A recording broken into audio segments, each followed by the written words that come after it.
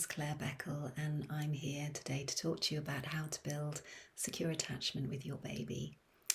I'm a therapist and I work with families, and it's through my observations of these amazing families that I've learned to recognise the tools used to build secure attachment. So why is secure attachment so important? Well, research tells us that securely attached people have a healthier sense of self. They're able to create and sustain more meaningful relationships, and they're able to lead more fulfilling lives and benefit the world around them. Now, the tools that I'm sharing with you today are the ideal way of interacting with your baby.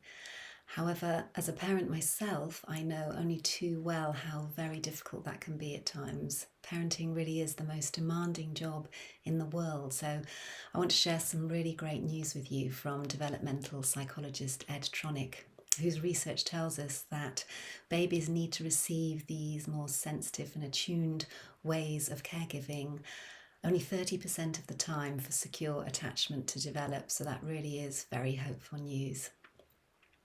Now, I'm going to be using the word mum today, but of course mum can refer to dad or grandparent or any primary caregiver. So let's begin. Now, I'm going to be using this doll as my baby, and I'm going to imagine that my baby is crying.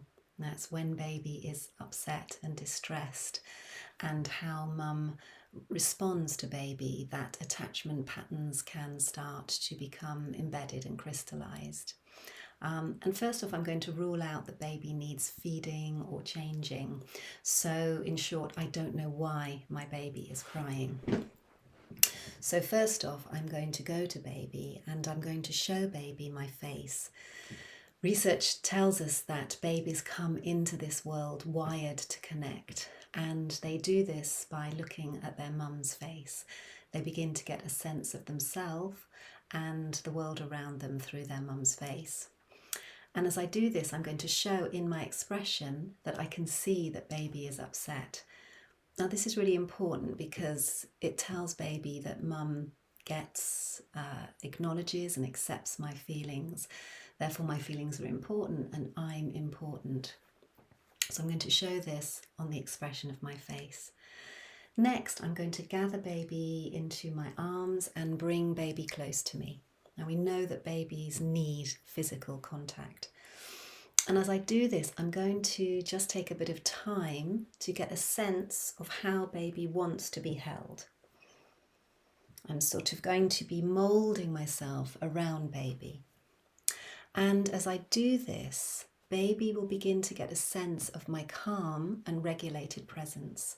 And this will support baby to start to feel more calm and regulated.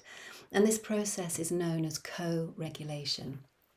And co-regulation is really important for the building of secure attachment. And as I do that, I might rock as well once I've found that position that baby feels really comfortable in. So next, I'm going to be using my voice.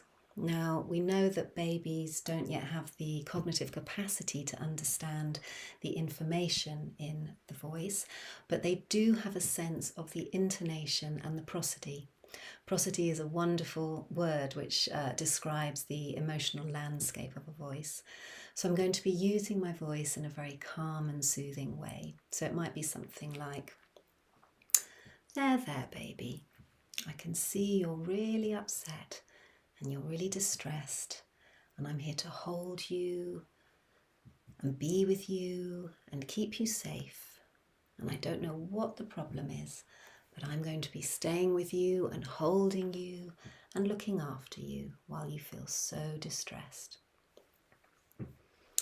So to recap, I'm going to use my face to show baby that I can see baby is in distress.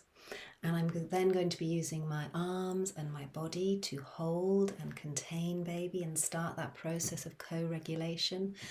And I'm also going to be using my voice to further support this process. And in this way, baby will start to get a sense of being seen and felt and heard through the use of my face and my body and my voice. Now, as I said earlier, these are the ideal tools to be using, but it can be really difficult at times for us to manage this. So I want to remind you of the 30% that babies need for secure attachment to develop.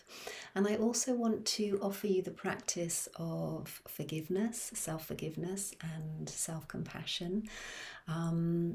As human beings, we can't always get it right.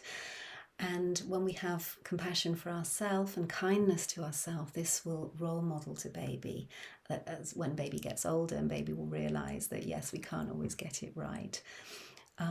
The fact that you are here listening shows how much you love and care for your baby and committed to your baby's well-being, and that is a really big gift to your baby. So I thank you very much for listening today, and I wish you and your baby well.